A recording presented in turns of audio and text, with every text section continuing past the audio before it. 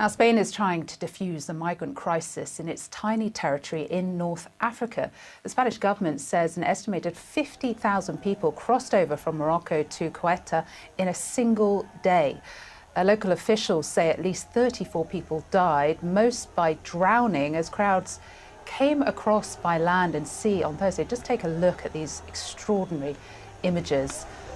I mean, Ceuta now juts out into the sea from Morocco and has long been a target for migrants trying to reach Europe. Here's a look.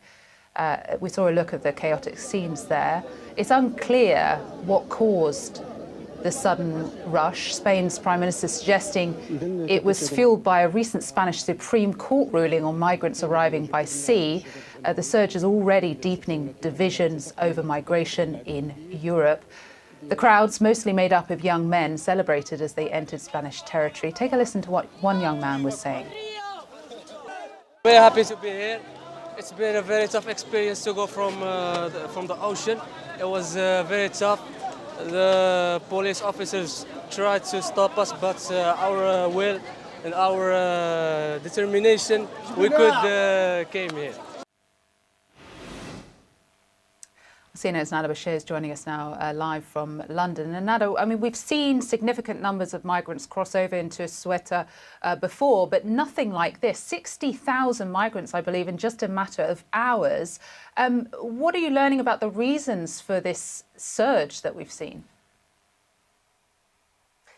Well, it certainly was unprecedented, and you could see that in how overwhelmed Spain's border guards and officials were in responding to this current situation. Officials on Thursday calling for the Spanish government to declare a state of emergency, and the government itself deploying additional troops to Ceuta in order to support in that response effort. As you mentioned, with regards to the cause behind this surge of migrants attempting to cross the border, and the figure at this stage is an estimate, but the government has put it now at around 50,000, they believe, crossing since Thursday. But as you mentioned, Pedro Sanchez, the Prime Minister, did give a statement just in the last few hours. He believes that human traffickers, smuggling rings have exploited and misunderstood a Supreme Court ruling, which was handed down earlier this month in Spain, which essentially prohibits authorities from immediately returning migrants who have crossed into Spain via a sea crossing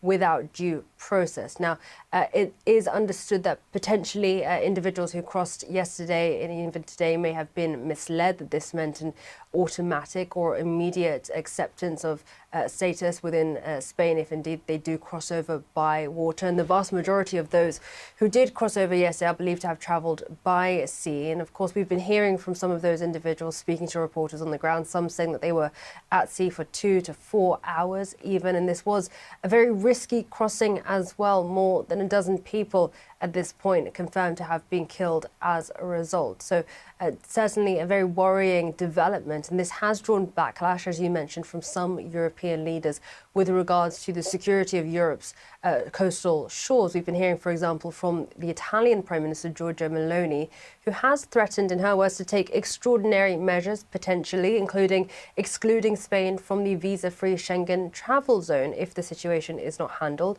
France's Interior Minister has also said that France is stepping up its security on the border with Spain.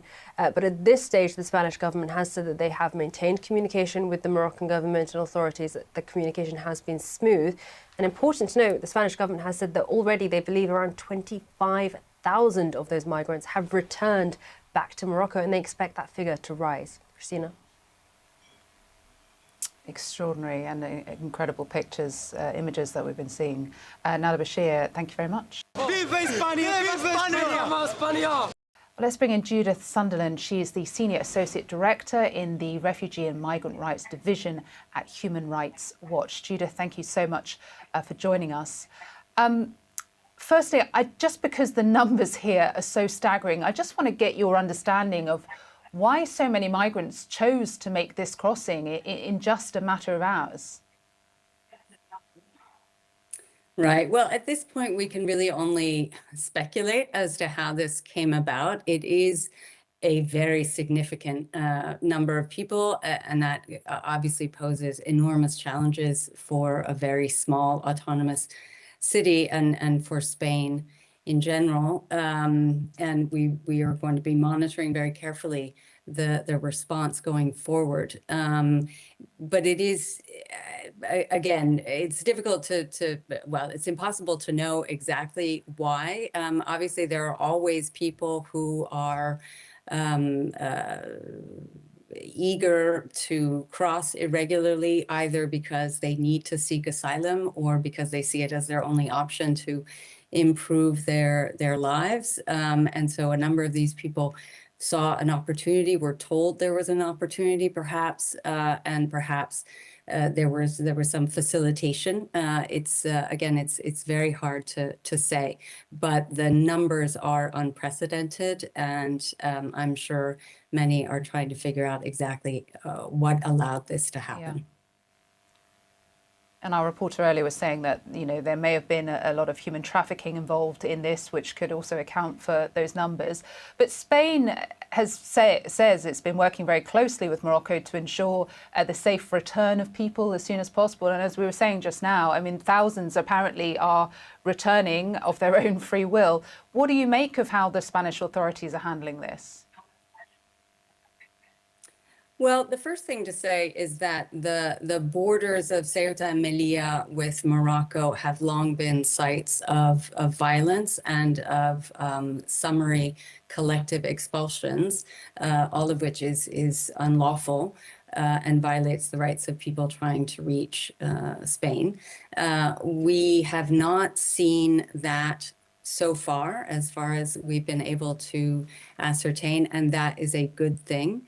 We know that Spain is saying that they will be setting up a temporary reception facility to try to process those who remain.